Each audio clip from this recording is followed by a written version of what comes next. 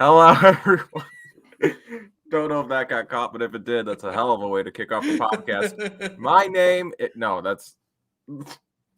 I almost fell asleep in the lead up to this podcast, so I made a coffee. So if I do fall asleep, forgive me. Kyle's struggling right now. Welcome back to the Cover One Roundup podcast, brought to you by Underdog Fantasy. We'll hear from them in a minute. My name is Kyle Silagyi. And again, this is the Cover One Roundup, broadcasting live here on the Cover One YouTube channel and Facebook and Twitter each and every Monday night at 7 o'clock or subsequently wherever you listen to your podcasts.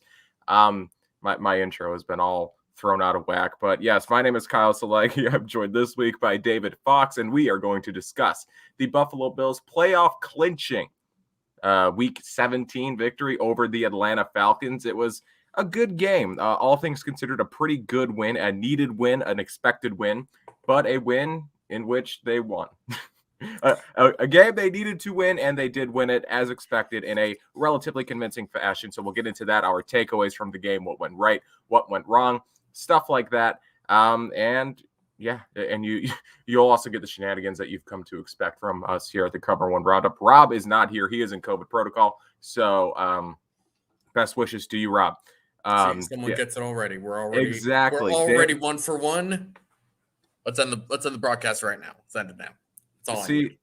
David is bringing the energy this week because as I was telling him before we went live, I literally just got into the room like 2 minutes before we went live because I had to make a coffee because otherwise I still might fall asleep. But, this gives me a fighting chance to make it through. So I'm, almost falling asleep. I get into the room here and we got David Ryan Fitzpatrick Fox.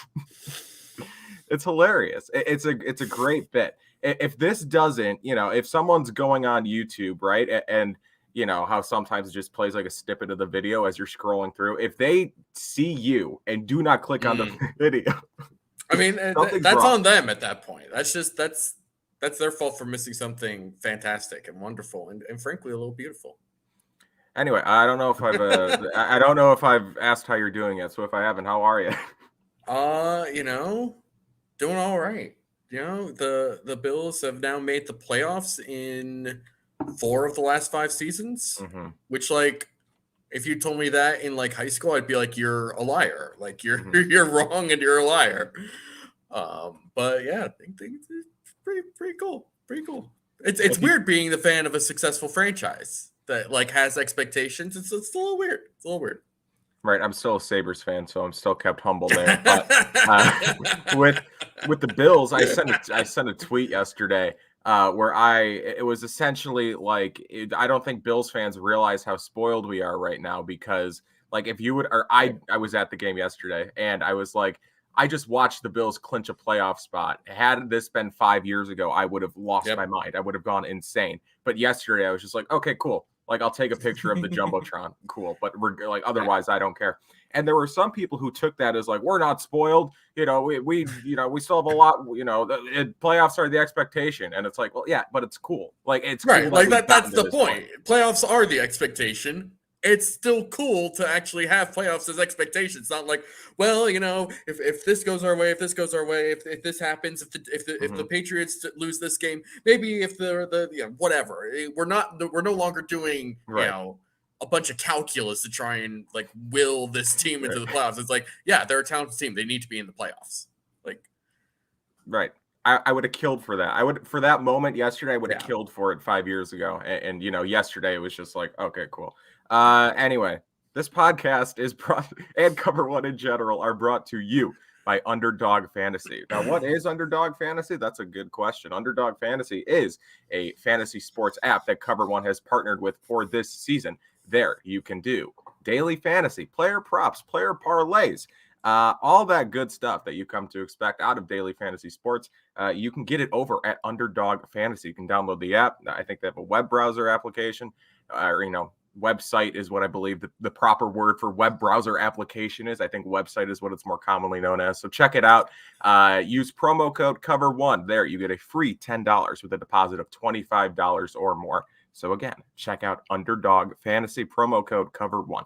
All right. Now that that's taken care of, we can formally get into the Buffalo Bills. Again, 29-15 win over the Atlanta Falcons. Is that scoregami? I did not see a scoregami. I feel like I'm fairly plugged into scoregami. I'd like to think I'm fairly plugged into scoregami. I'll have my my producer do a quick quick check producer, of that. Thank you. I didn't see it either. Usually that shows up on the old timeline. Yeah. I didn't see anything about it being a scoregami, but it's a weird score. 29-15 is a weird score. It's a weird score. Weird how we got to that score. The 29 might be weirder than the 15, but there was a 15 in the. Wait, I don't know what I'm talking. No, okay, no. My logic was sound. We'll get into it, don't worry about it. I will figure it out as I go here. My brain will continue to put things together. So before we get into our takeaways and stuff from this game, we're going to do the Roundup, which is only tangentially related to the Buffalo Bills. So as I said, I was at the game yesterday. So I had to watch the broadcast on repeat today on Game Pass. So I was just clicking the go forward 10 seconds button as I do through all the commercials because Game Pass is ridiculous.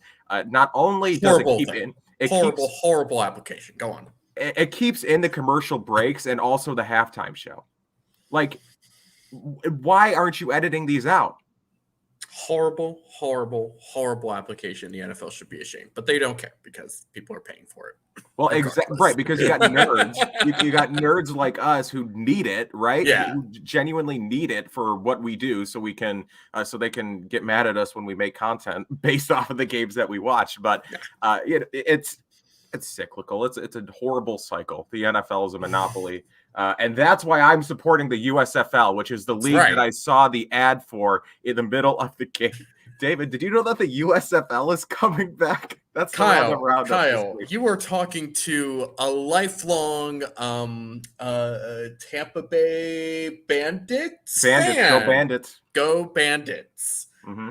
I saw the same thing you did. I was like yesterday. I was like, I'm pretty sure I'd seen the ad before, like parts and pieces of it when I'm like doing other stuff during the game or any other game. And I was just like, and then I finally watched it all together. I was like, oh, the USFL is coming back.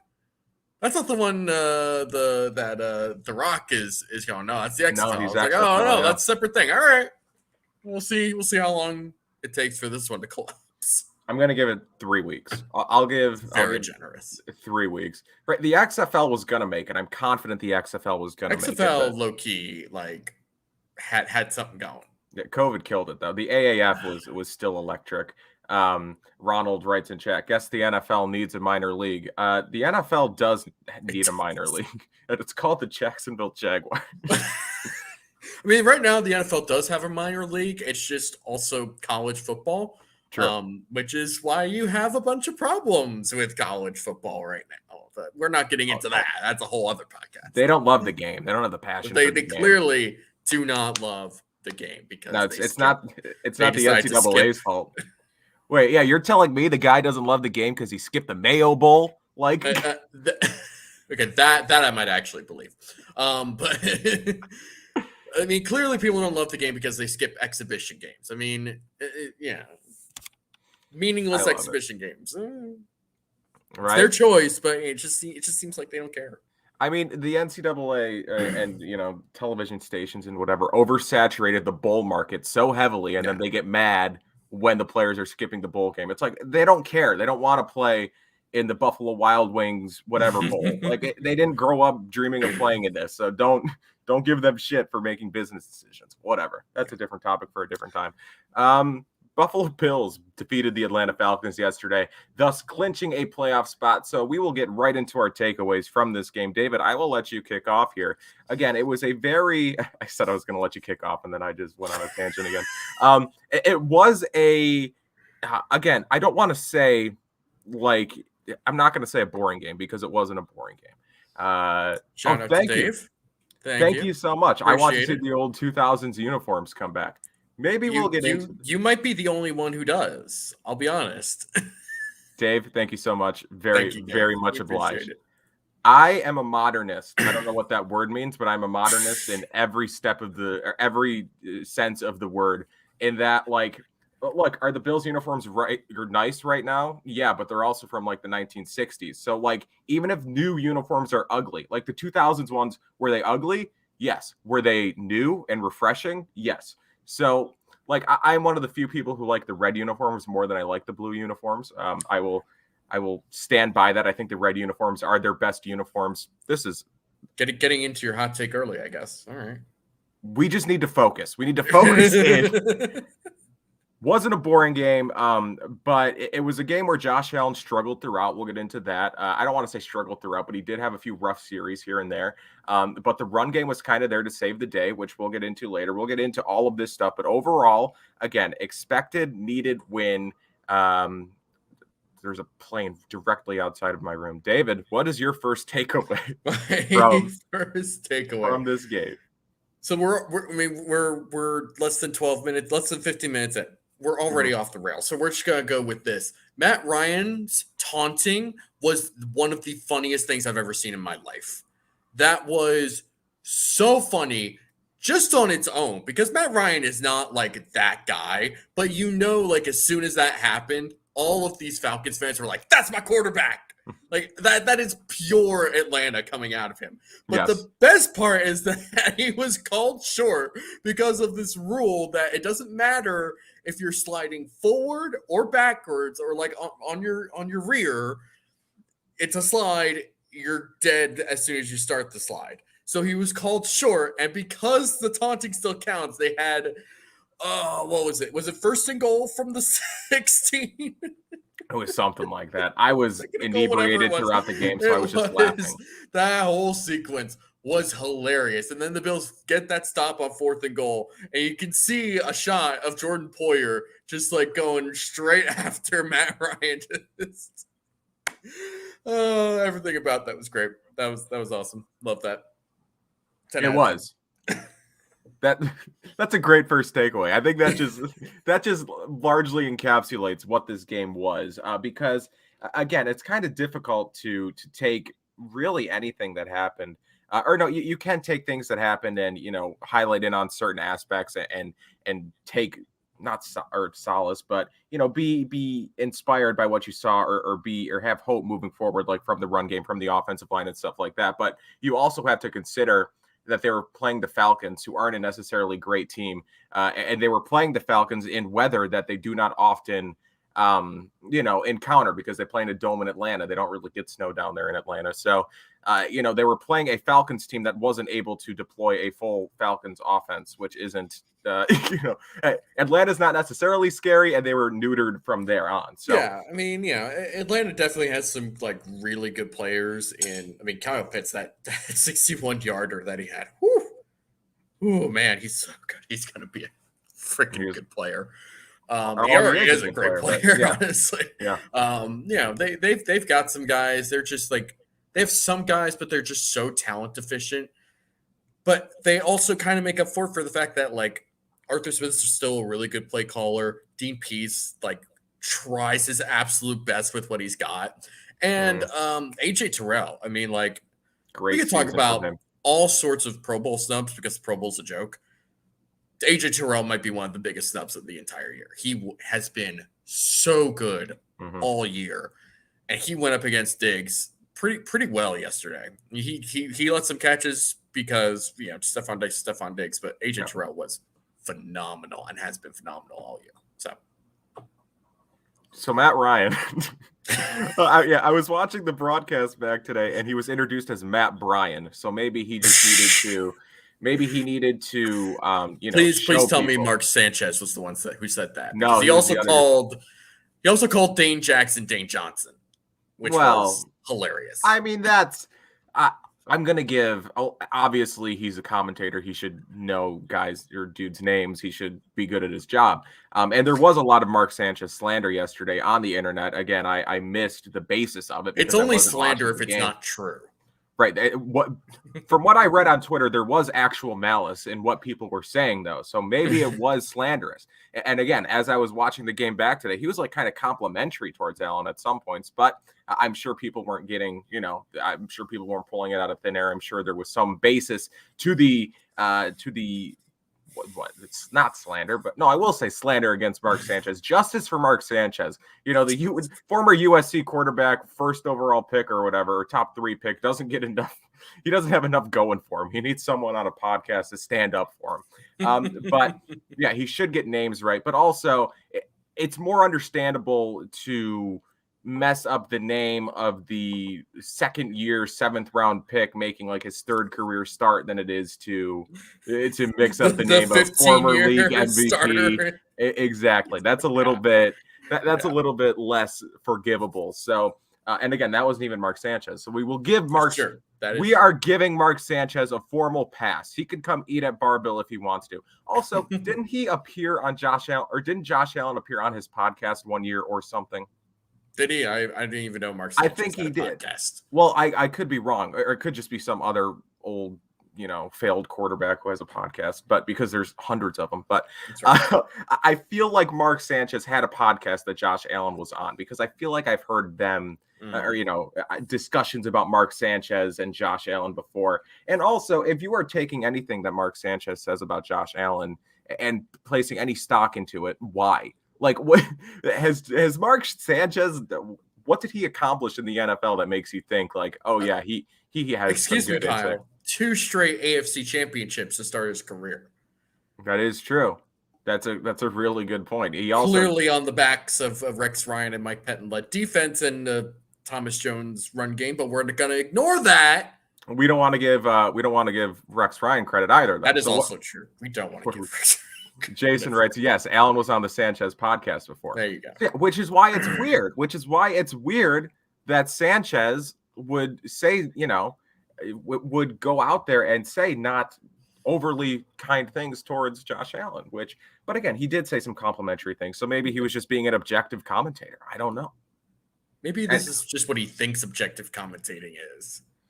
I will say, that being said, I don't think he was a very good commentator. Well, he's not. I think he'd be great on a panel. Like if he was in a studio, and it was like an NFL Sunday Today or whatever, that CBS does and Fox does it, send it back to a panel in the studio. I feel like he'd be really good at that. But as a color commentator, I wasn't overly fond of it. Full brutal. Exactly. Sanchez didn't say anything malicious. Well, then what were the people talking about on Twitter? Did you see this? Did you see this discourse? I mean, yeah, I tweet during the game. I try not to look at other people's tweets during the game. I feel you. I don't. What's your takeaway, Kyle? What's your first takeaway? My first takeaway is Harrison Phillips was a menace and has been a menace for much of the second half of the season here. He is playing arguably the best football of his career, at least the best football since he tore his ACL a couple of years ago. I'll second that. He's finally becoming that player that we saw glimpses of before he tore his ACL. And this year, or at least in this game, it finally shows up not only on the stat sheet, but, looking at more advanced statistics about PFF. That's what I refer to as advanced statistics, PFF. Thanks, Chris Collinsworth. But like even for those who, obviously people watch the game and people have noticed that he has had a really good couple of weeks here, particularly in run defense. He's been a very stout run defender these last couple of weeks, so the run defense largely has struggled. Harrison Phillips has been one of the bright spots here on this run defense. And this game, he shows up as a pass rusher, leads the team in pressures with 6, has a sack, 2 quarterback hits, 3 hurries, and again, had another run stop yesterday.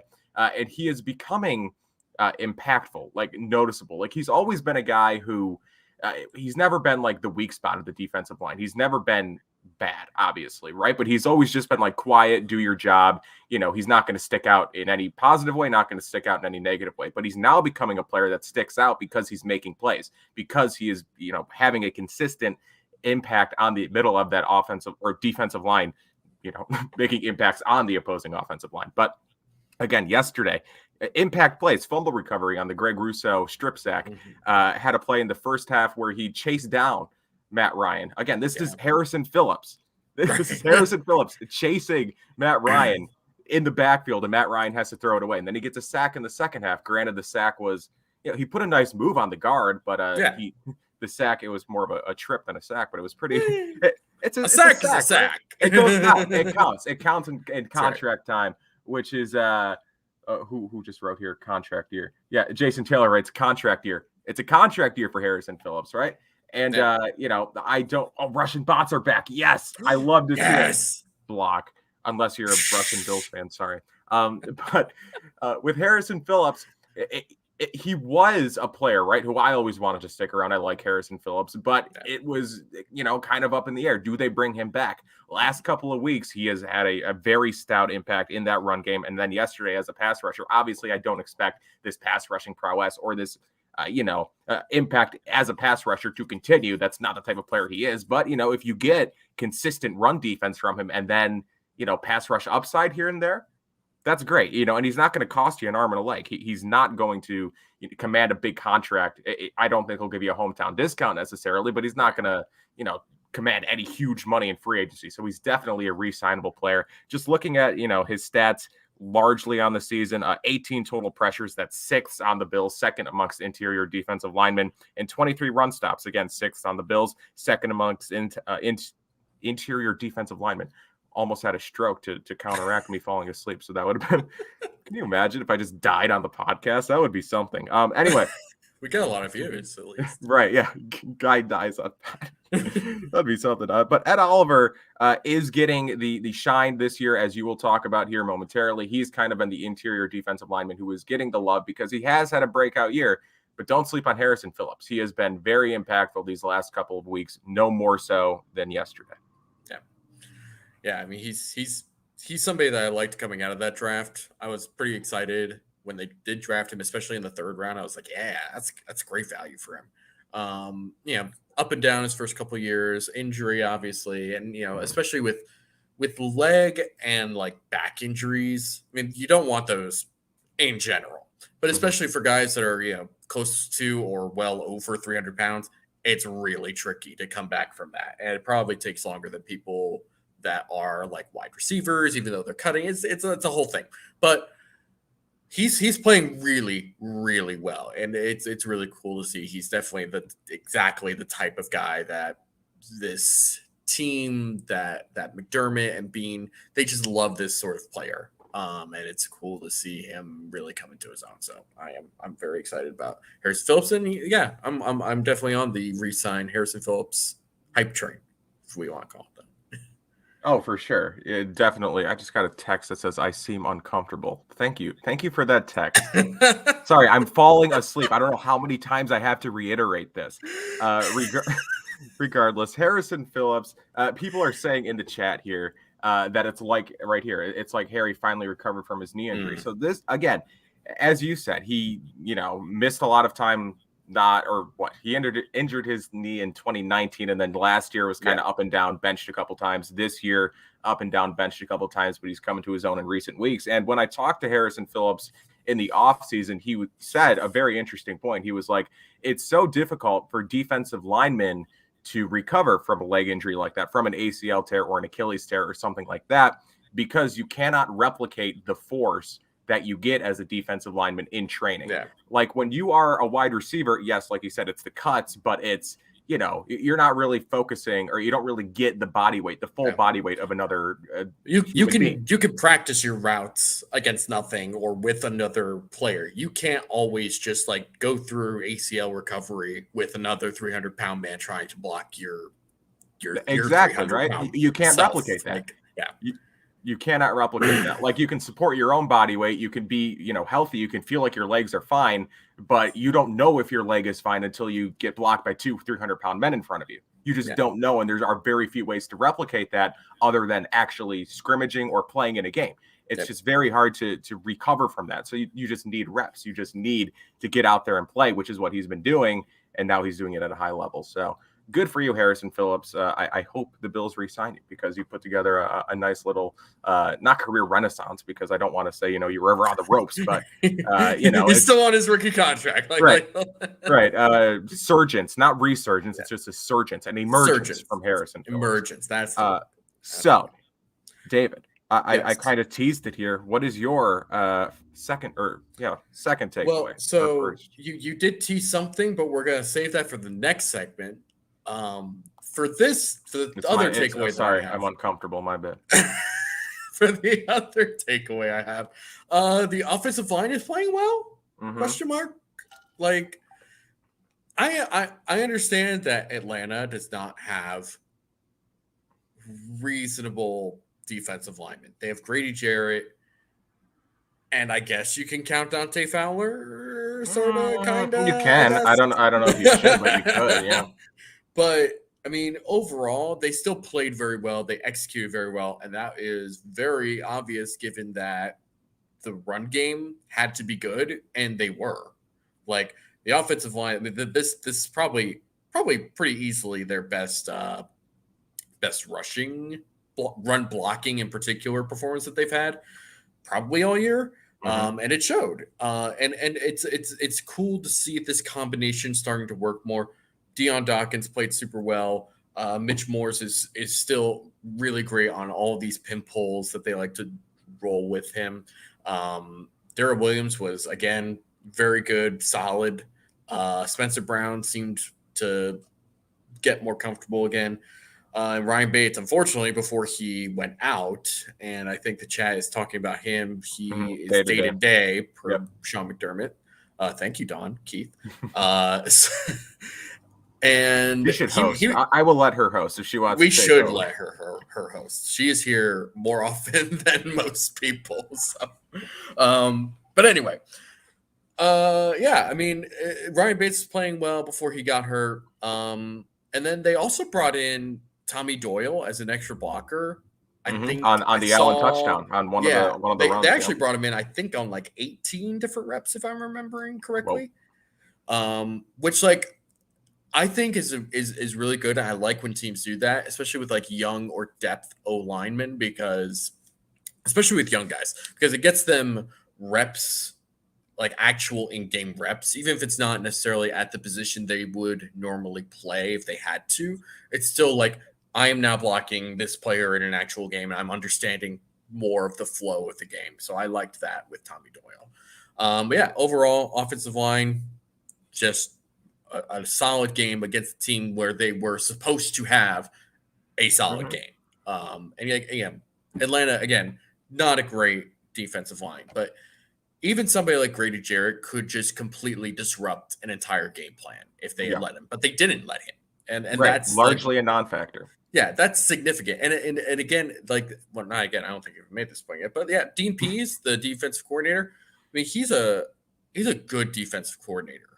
He doesn't have the parts and pieces that he wants. He's still trying to make something out of very, very little. But I mean, schematically speaking, his defenses are like tough. They're tough to go against. And the Bills did a really, really good job, both in the run and in the pass, to just give time, get blocks downfield. It was a very good game from them. Right. Second consecutive week here where the offensive line has played relatively well to even good. Again, pretty good in pass protection. I believe that I think Allen was only sacked once. So very, again, more reassuring moving forward here, as people are saying in the chat. You know, it's good that the offensive line is finally coming together, that they finally found five that seem to gel together here as you're moving into the postseason. Which is, I guess if you want them to click at any time during the season, they're only going to click once. I want them to click now. I want them to start peaking now. Again, if this is their peak, I think they can. Can they get through the postseason with this as their peak? Because they've been good. I think so. I mean, I don't think you need to be like overly dominant. Obviously, it helps to have a great. There you go. Thank you. There you go. God, Stefan Diggs. He did. I remember it now, but again, it's just funny. Right. You know, it obviously helps to have a really great offensive line. I mean, you look at like Tampa Bay. My gosh, that is just a bunch of high school. I think I literally said this on a previous podcast. They are a bunch of high school bullies on that offensive line, except they're actually tough. They're gonna keep Tampa in pretty much every game, but you can get by when you have like a decent. Just don't be a sieve. That's all. don't be atrocious and awful and just let people through on every other play. That's when things just become a mess and there's nothing you can really do about that. Yeah. Be solid, be consistent, because somebody like Allen, obviously very capable of making plays on his own, as he has done all year. So, I mean, they don't need to be spectacular. Just don't be so bad that you're disrupting the entire flow of the offensive game Give plan. Allen a fighting chance. That's all he needs. Yeah. But yeah, again, in run defense yesterday as well, or run protection yesterday as well, run blocking.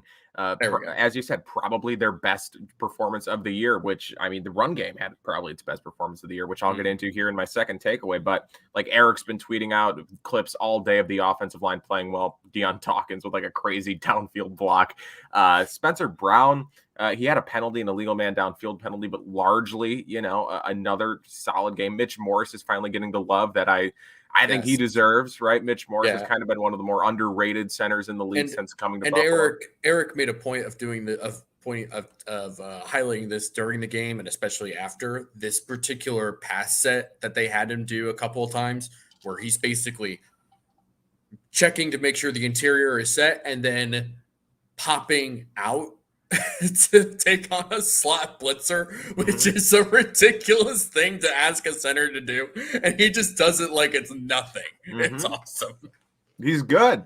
He's real good. Like, I remember after he signed in Buffalo, like that was kind of the discourse was that he's one of the better centers in the league. He's a really good center. Yeah. And I don't know what happened. It's just for years, like, I don't think he was particularly bad, but people just kind of forgot about him. And now I'm glad that he's finally getting the love that I think he deserves, because he's always been pretty good.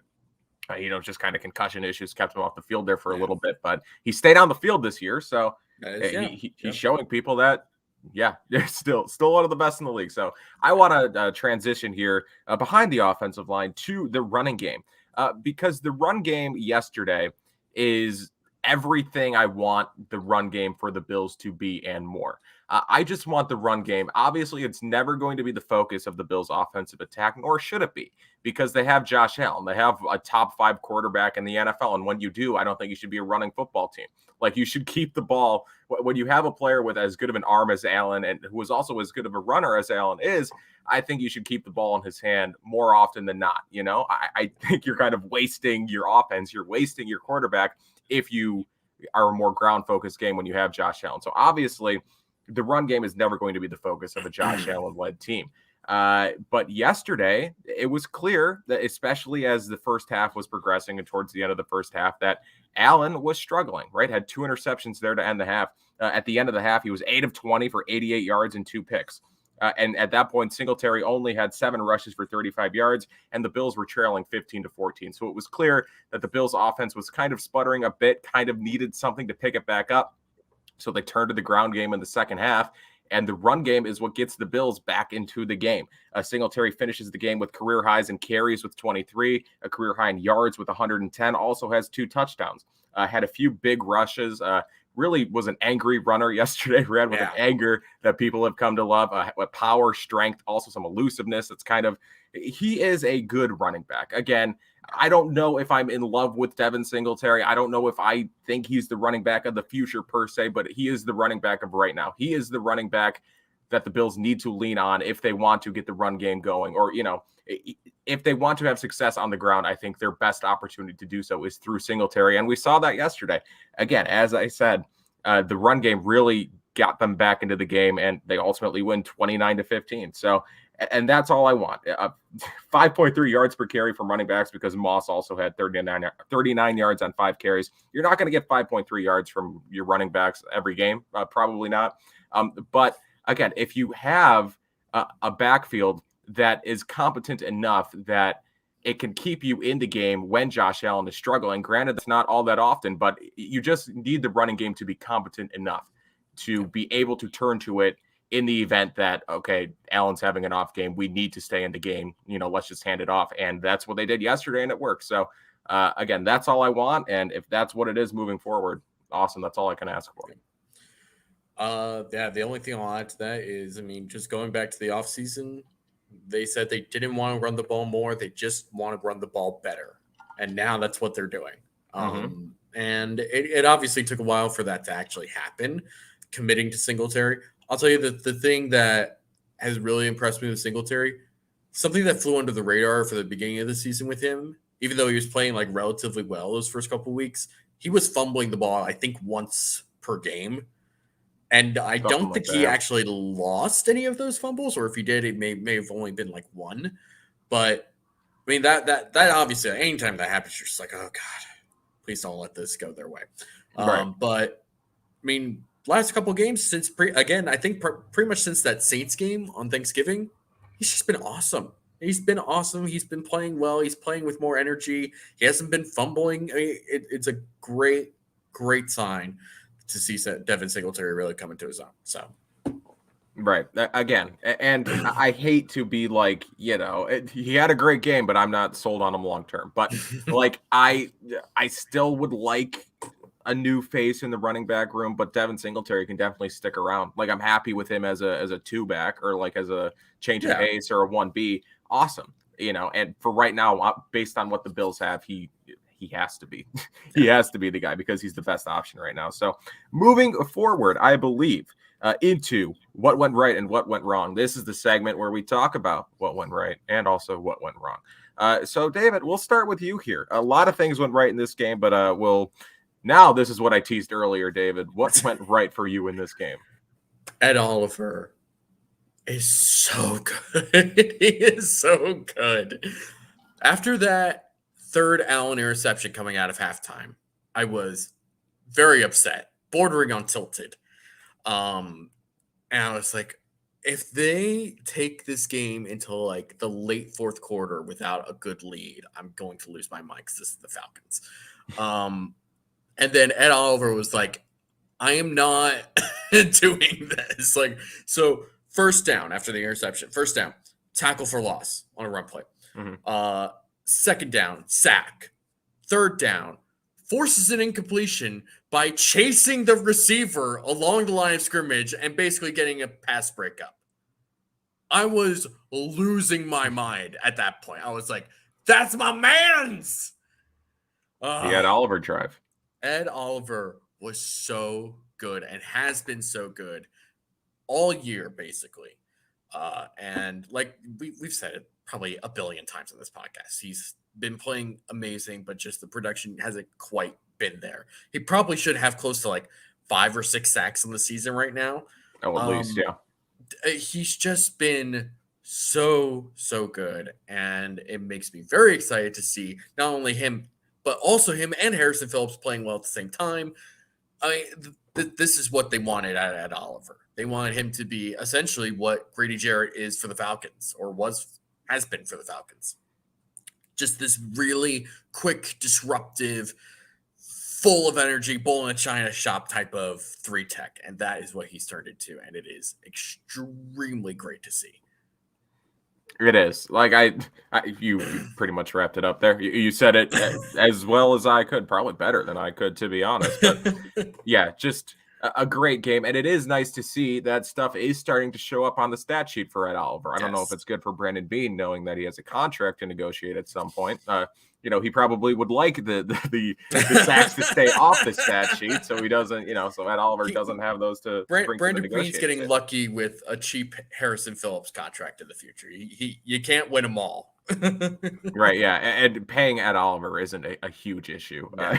Right, there are worse problems, like, I have to pay the good defensive tackle. Oh no, right, you could be in worse positions, but it is nice that Ed Oliver, again, like Harrison Phillips, was never bad. Like, he was never a bad player. It was just, can he string these games together? He's shown flashes. Can he string them together? And Ed Oliver, for most of this season, it's just been strung together excellence week in and week out. So again, that'll be interesting. I'm happy to see what he does in the playoffs, right? Agreed. Yeah. Finally, get that national stage. He always plays well on a national stage, typically in Texas or in New Orleans, but particularly should have pushed for Houston for the playoffs.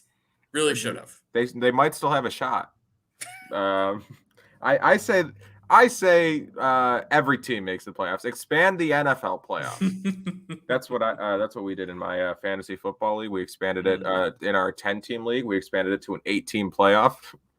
And the guy that proposed it still didn't make the playoffs, which is rough for him. Sorry, Max, if you're watching, you're absolutely not. But I just got to take better. these off. Now I can actually see something. Oh my gosh. Just got to be better. So, what went right for me? Gabriel Davis went right for me. Again, statistically, if you just look at the box score, you're like, why are you talking about Gabriel Davis? What did he do that was all that special? Well, he had 3 receptions on 3 targets for 40 yards. Again, he wasn't even the leading receiver, didn't catch a touchdown or anything. So it's not, he wasn't necessarily like a game breaker, but it was the receptions themselves that, it's why I am making Dawn right. Sorry, I get distracted. He didn't make an 18-team playoff. He didn't make an 8-team playoff in a 10-team league. More Russian bots. This is electric. So Gabriel Davis, again, 3 receptions for 40 yards. The catches. It was the content, the catches that made up the 3 receptions for 40 yards. That's why I'm talking about him. The first reception, he just sat in between 2 defenders. Allen hit him with a laser beam, and he just turned upfield immediately and, picks up 10 extra yards or whatever. The second play was a nice play on an in-breaking route, ran a nice route. And then the third play, the third catch. I mean, come on. An insane catch. That was him versus the Colts in the playoffs. Again, that was absurd catch.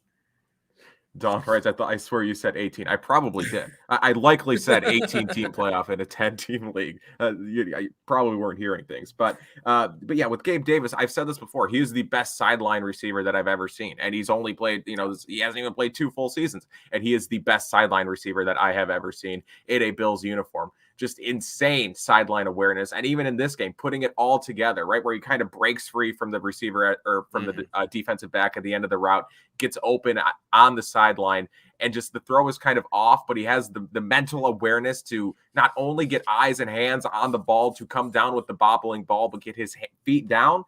Just insane. And I sent out a tweet earlier. I was like, Gabriel Davis every week makes a catch, at least one catch, where I am like, this is insane. This is one of the craziest catches I've ever seen. I will never forget this. And then I forget about it the next week because he does it again. It's just a cycle. He does it all the time. And like, I do not know, 1, how they kept him off the field for most of this year. And 2, I don't know how they keep him off the field next year. Like you do, I like Emmanuel Sanders. Emmanuel Sanders is great. Awesome. What he brings to the field, what he brings to the locker room. Love having Emmanuel Sanders.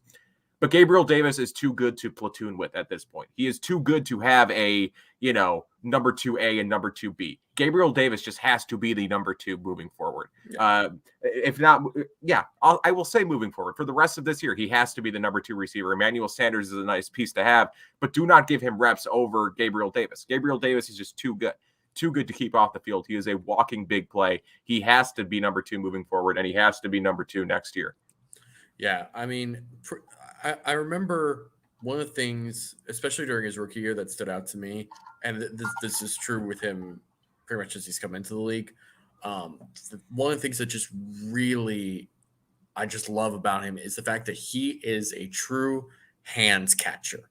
He trusts his hands in every situation. Doesn't matter if it's an easy catch, doesn't matter if it's over the shoulder, doesn't matter if he has to come back or whatever. He is using his hands. It is like clearly something he has practiced and trained so much that it is just totally natural for him. I mean, when scouts and people like that talk about natural hands, that is Gabe Davis. I mean, it's such a tiny thing, but it matters a lot because when you trust those hands in the sort of normal situations, you trust your hands in all your situations when you need your hands. You're not always having to, press it against your chest or whatever.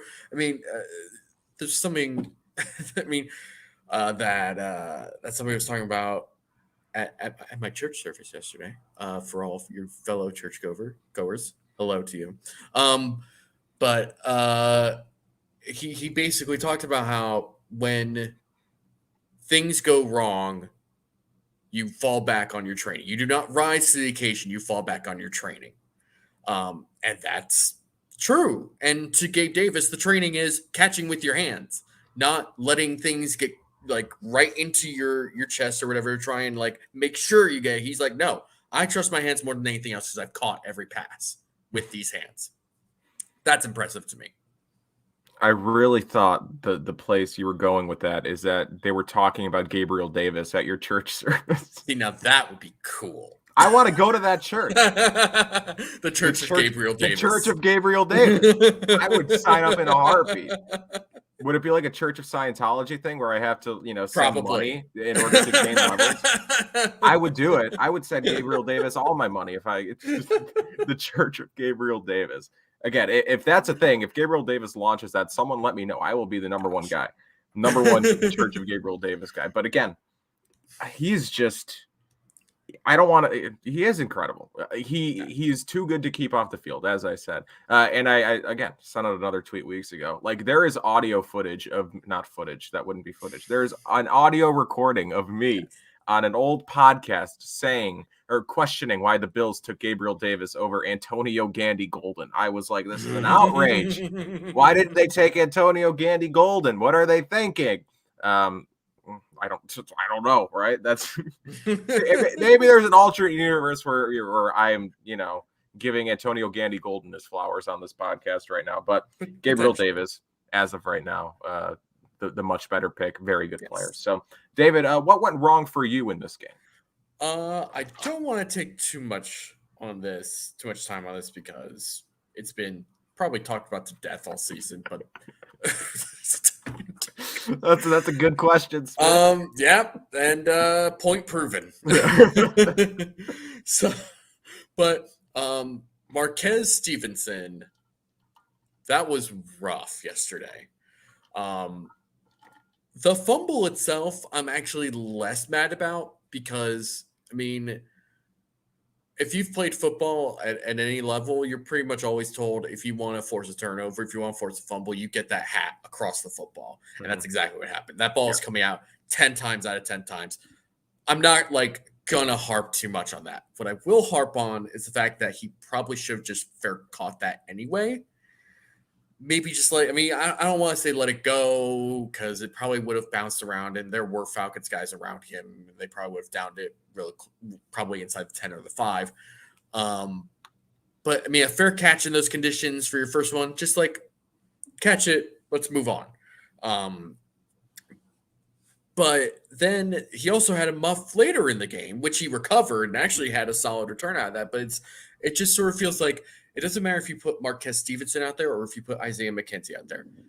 The same good things that they can do are still outweighed by the exact same things that they struggle with. They're the same return. They're the same type of return guys. They're different receivers though, which is also really weird. Yeah.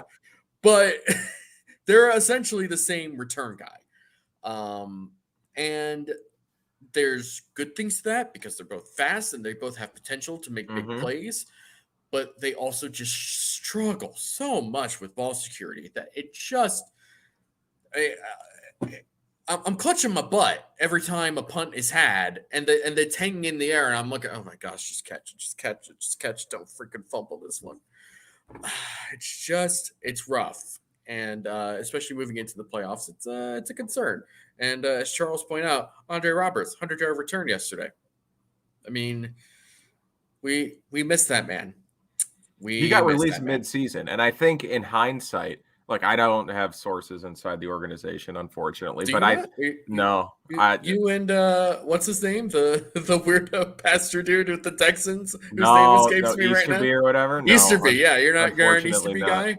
He's not on the payroll. But I think part of the reason why, and they may have pursued Andre Roberts when he became available mid-season, but I think part of the reason why he didn't return to Buffalo or didn't end up back in Buffalo is that they hadn't made the shift to Marquez Stevenson at that point. At least I don't think they had. They hadn't, given Marquez Stevenson the ball as the returner. So I think part of them holding out was, okay, if McKenzie continues to struggle, we can just shift to Stevenson. We can see what he does as a returner. We don't need to bring in someone from outside. We can, try to replace it internally. in hindsight, I mean, seeing that Stevenson, like you said, has the same issues, has the same struggles consistently. Maybe in hindsight, they would have tried to bring in Andre Roberts.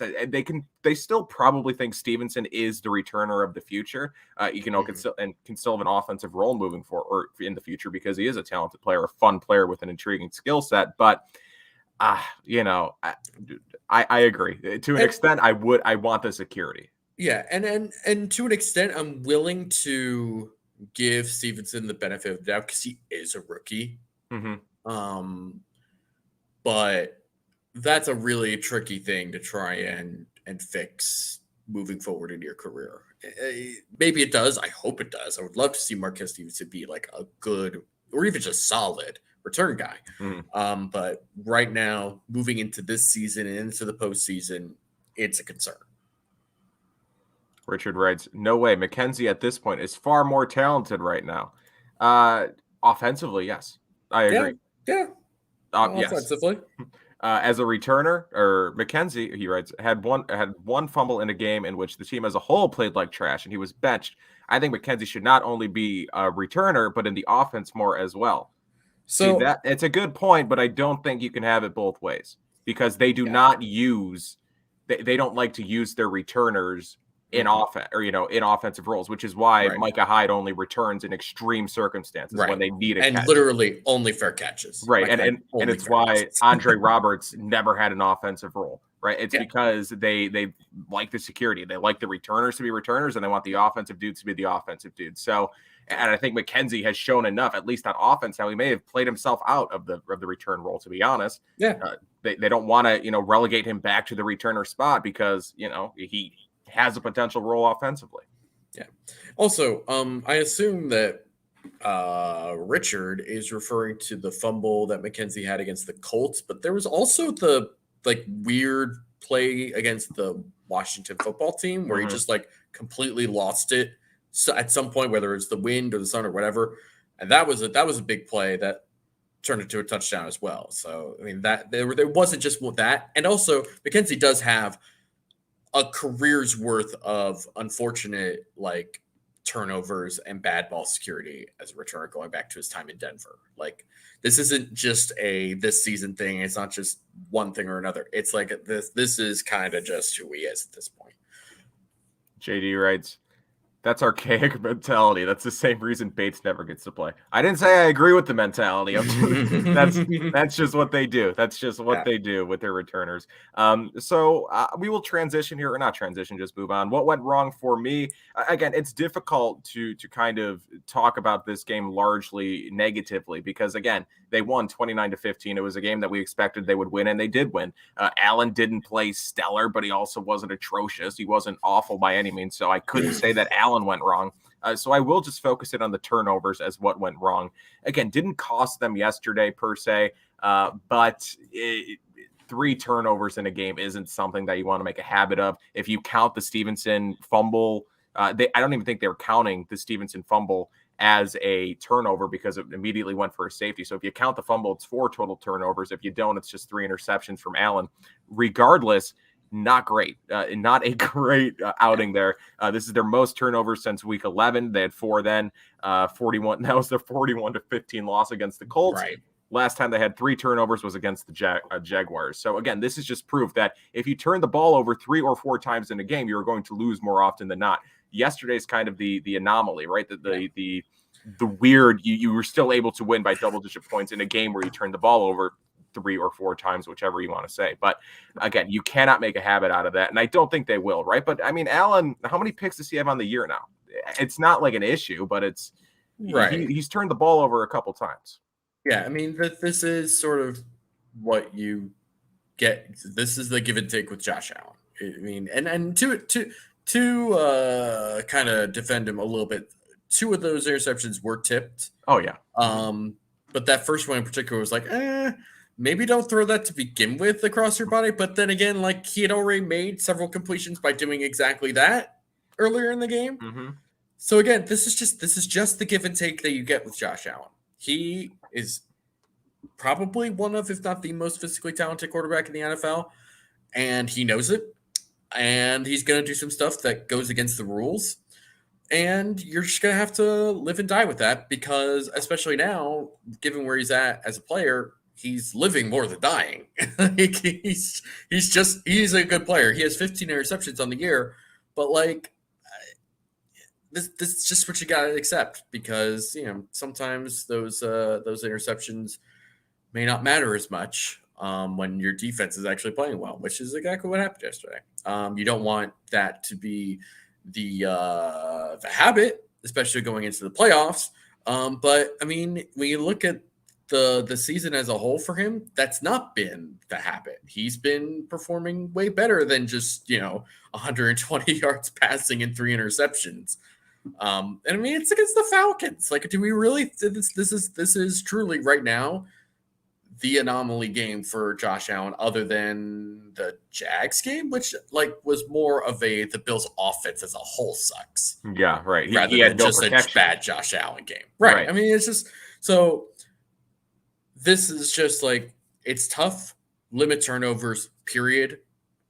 Let's not get too in our feelings about Josh Allen and turnovers. And again, this is just. It's part of who he is. You just gotta live with it. Gotta ride with it.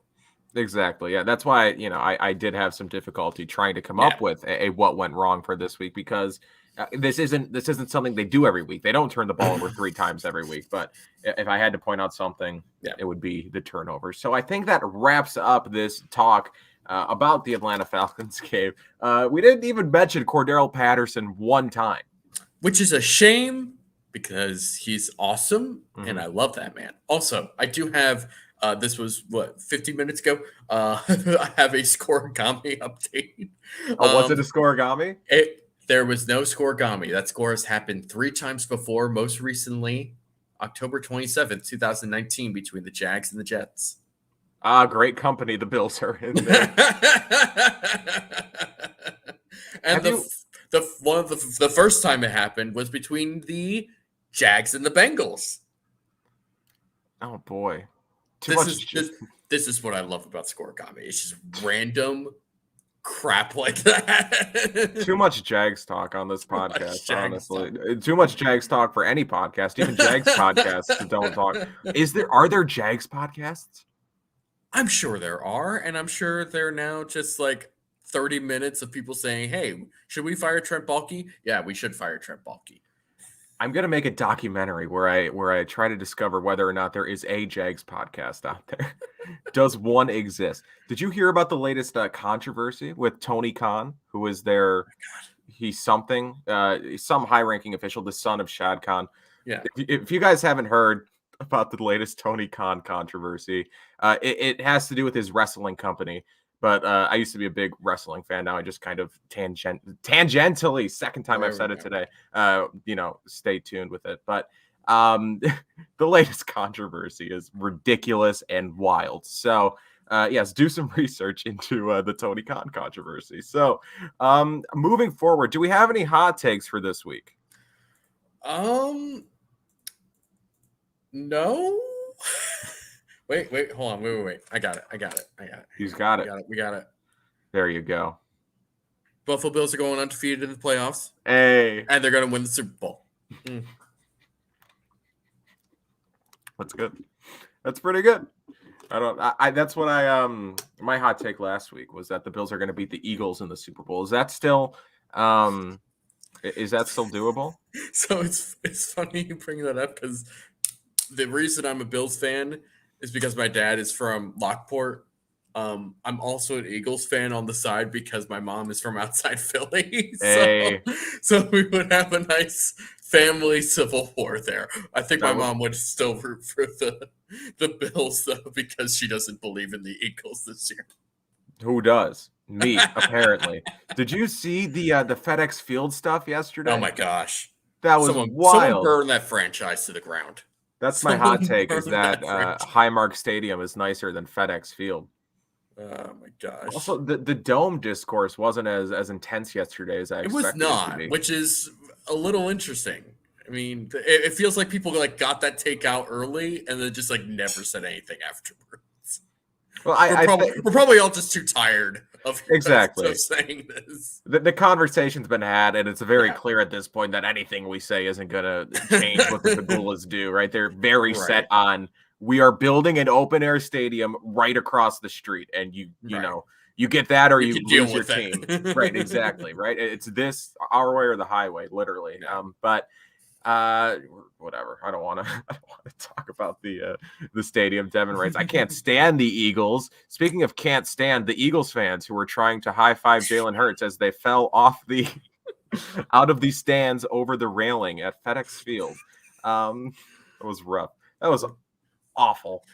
Do something about that. Come on. Washington is a big market, a very large market. Very big market. Why is that team so second or third rate in every single... Because the team represents so perfectly that city and what it means to the rest of the world. And that's all I've got to say about that. Like, I like Jason Wright, right? He's the one who's in charge of everything over there. Great guy. I've listened to interviews with him. I would run through a wall for Jason Wright. But, like, I mean, it starts, right here. Yeah. Snyder. Yep. It starts up top, and that's the fundamental issue. Yeah. But the NFL's got to hate that, right? The NFL has to hate that one of their biggest markets is just always in the news for the wrong reasons. And like a historically like legitimate franchise. Like this was a great team in like the 70s and 80s and 90s actually. Probably more in the 80s and 90s. But I mean, it's got a great history. It just also happens to have the worst owner in the NFL. Also, is Ron Rivera a good coach? This is getting off the rails. No. I like Ron Rivera. Ron Rivera's a great guy. Ron Rivera as a person. Top wonderful guy. Man. But there's this He's discourse. not a good football coach. He's just not. There's this discourse like he's one of the all-time coaches. Like he's one of the best coaches in the NFL. It's like he's had 3 winning seasons. Yeah. Again, good guy. Great football man. coach. I don't know. I don't know if I'd say that, but he lasted a long time. That wraps up Falcons talk here. There we go. On the Cover One Roundup. Thank you guys for watching or listening. Make sure to subscribe to the Cover One YouTube channel or to the Cover One Roundup iTunes feed or the feeds of any other Cover One shows. We have a bunch of great shows producing consistently great content here on the Cover One just website, YouTube, iTunes, whatever. We have the Air Raid Hour coming up here at 8 o'clock. Sorry, I'm on Central Time. I'm on Central Time. That's my excuse. At 9 o'clock Eastern. Air Raid Hour. Stick around for that if you're interested. Make sure to check out Underdog Fantasy. Again, use promo code COVER1 for a free $10 on a $25 deposit. Check out Cover One Premium if you are interested. There you will have access to the Cover One Premium Slack, where you can talk to David and I and the rest of your favorite Cover One creators. I'm not included in your favorite Cover One creators, but everyone else, you can talk to them. Talk to great community there of Bills fans talking about a wide range of topics, not just the Bills, bunch of stuff. Awesome community that they've created over there. What else? Have I hit everything else? Make sure to follow Cover One on all social medias. Make sure to follow David on Twitter at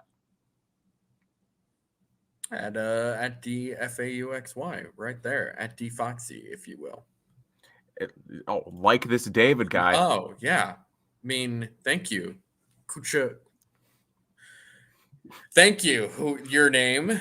You are a patron and a saint. And we are forever grateful. It's the lucky. You do realize that this is your bit now. Like when you co-host moving forward, you can't just wear a t-shirt. You have to continue to up the ante with your outfit. I don't want to know what upping the ante from this is. You tell me. This is your problem now. This is your burden. You've created this for yourself.